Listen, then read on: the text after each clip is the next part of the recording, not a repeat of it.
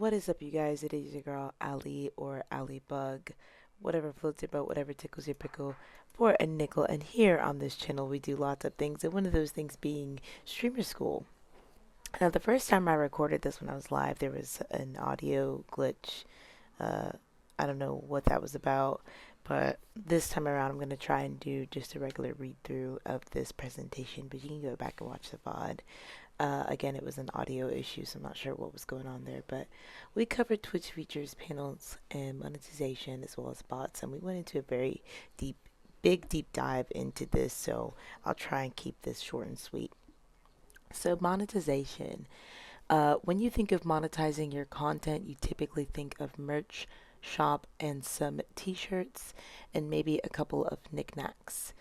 But when we're talking about monetizing a digital content, it gets a little more complicated than that. Diversifying income via segmenting the already existing features on Twitch is a great way to buff your payouts every month.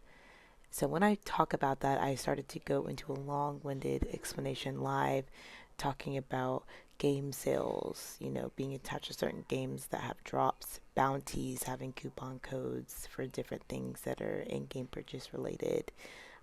Multi-month gifted subs is something that's already on Twitch, as well as the experimentation at the time. It was the bits that gigantify or highlight my message. Those were all bit related, newer things that Twitch rolled out. So I was talking about that, which are the power ups here that can increase your payouts, and I have seen an increase with that, as well as ads. If you have people signing up for Twitch Turbo, you tend to make a little bit more from that. And here we get into that a little bit. Off platform ways to make money, which is off Twitch, so not talking about the Twitch features, would be the merch store having a Teespring, Spring Shop, Shopify, or Stream Elements, or S Labs or Slobs. So they have a merch store as well that you can set up and use Canva or other websites to set up your own graphics to put on the merch, or just use your emotes.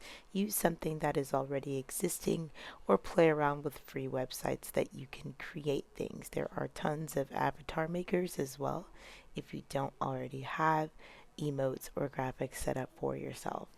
Side hustles and passions. Having a personal source selling up your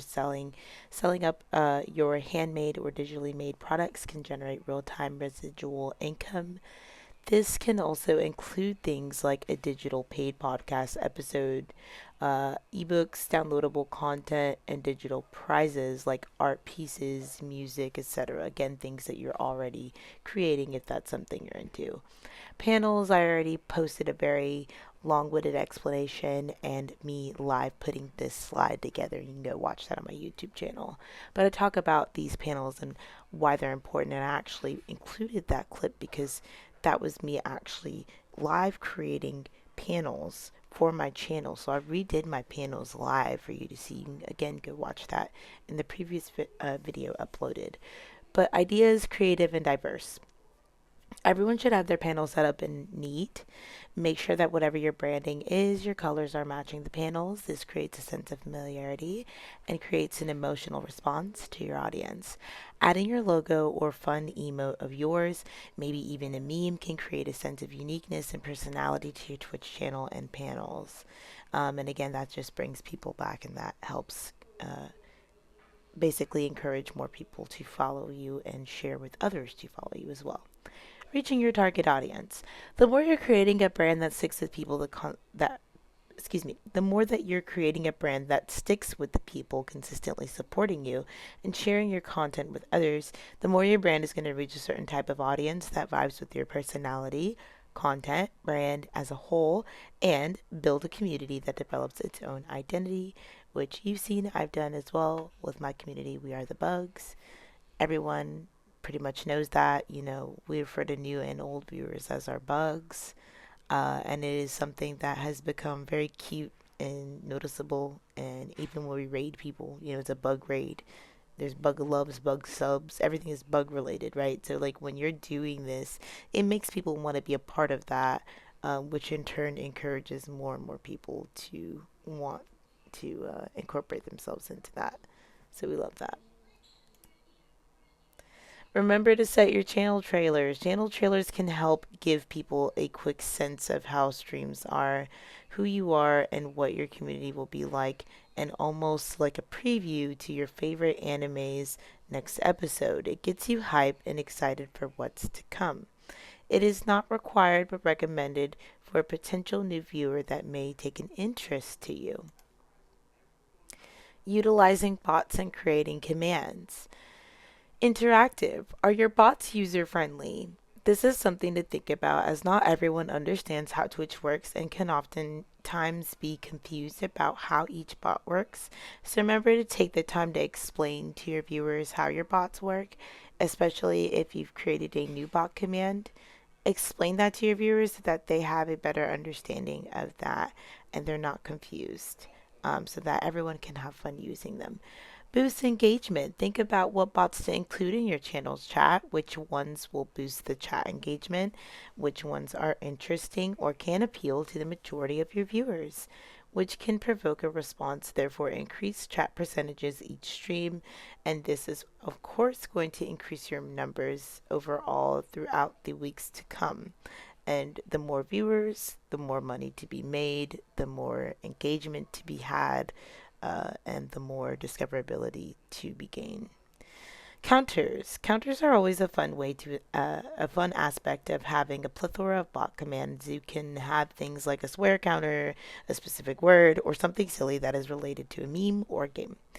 Things like this really make people want to engage more in chat and with each other, especially if they need something to spam to satisfy that left side of the brain. Promotion. Inputting various commands set as timers or even both a timer and bot command to trigger a shout out in chat to one of your business's websites, social links, or whatever you desire, even like a YouTube video or physical affiliate link to a product or store, can really boost revenue in those departments, whether it is something you push or not. This is great for people who are not really wanting to be like a sleazy car salesman, right? You don't want to be too pushy. This is a very good passive way to promote yourself. So I highly recommend doing that. Donation links. Setting up your dono links like Cash App, PayPal, Venmo, Zelle, whatever you want to use. However, you have to set it up. You can always link your stream elements or Nightbot or whatever platform you use as a timer and a chat command as well. Again, passive way to promote donations. You can even add a joke or something funny so it's not just a donation link with no context. Swapping overlays, emotes, and channel points. Emotes. Changing out your emotes every 3 to 6 weeks is a great way to keep it fun and fresh. You can use Canva to create some of your emotes, hire an artist, use an emote maker or avatar creator app to make some new or edit old ones to revitalize them. Channel points. Changing out your channel points every 3 to 6 weeks is a great way to keep people interested in looking through them to see what has changed and if there's new ones. Creating a poll to see what should be added or removed is a great way to get your community involved in the decision making aspect of it, which of course again increases engagement over time. Overlays. Changing out your overlays every 3 to 6 weeks. So again, just doing this pretty much once every, this time frame for all of them is great because you can get it out of the way each time. But it's a great way to tap into your artist side of content creation. You can find tons of free and paid basic frames or create ones that are your own in Canva. Microsoft Paint, Adobe Photoshop Editor even has free trials and applications free to use if you have a Windows-based PC.